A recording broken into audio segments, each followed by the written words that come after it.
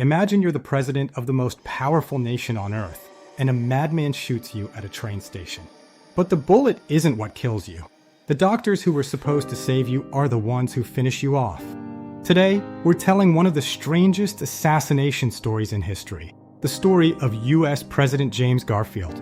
He was a man no one remembers, even though he could have changed American history. James Garfield, the last U.S. president born in a log cabin, in 1831, overcame a difficult childhood after his father died when he was 2. He worked on a canal boat when he was 16, but this man was a genius. He was self-educated, became a college professor, a lawyer, and a general in the Civil War. He served as a congressman for 17 years, and in 1880, something unexpected happened. At the Republican convention, Garfield went to nominate someone else for president, but ended up getting nominated and elected himself. He entered the White House in March 1881 with big dreams, but fate had other plans. Charles Guiteau, a failed lawyer, worse writer, and political lunatic, believed he helped Garfield win the election with a worthless political pamphlet. He demanded an ambassadorship to France or Austria. But of course, he was rejected, so he decided to get revenge.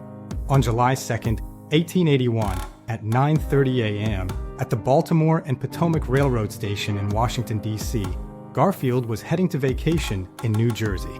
Guiteau was hiding behind him, and 2 shots rang out from a British Bulldog revolver. The first bullet grazed his arm, and the second entered his back.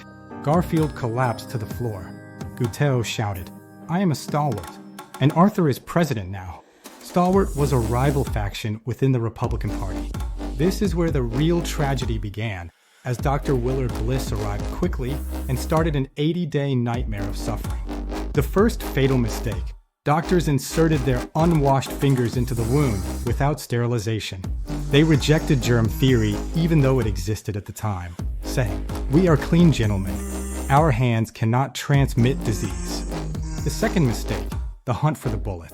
They kept probing the president's body with unsterilized instruments. Alexander Graham Bell, inventor of the telephone, brought a primitive metal detector, but it failed because Garfield was lying on a bed with metal springs. The third mistake: additional wounds. Doctors made an additional incision to reach the bullet and inserted drainage tubes, all without sterilization. The fourth mistake: malnutrition. The president was fed through rectal feeding using enemas, losing 80 pounds. That's 36 kilos. His body became a skeleton. The result? Massive sepsis plus liver abscess plus heart failure. The president died on September 19th, 1881, after 80 days of continuous torture. The assassin Guiteau had a strange defense at his trial. "I didn't kill him. The doctors killed him. I just wounded him." And ironically, he was right. The autopsy proved the bullet wasn't fatal and was far from vital organs. The infection from the doctor's hands is what killed him. But did that save Guiteau from execution? No. He was hanged in June 1882. Even before execution, this guy expected to be famous and was writing poetry and letters from prison. What changed after this catastrophe? American doctors finally accepted germ theory. Sterilization became mandatory in operations, leading to new laws for medical hygiene.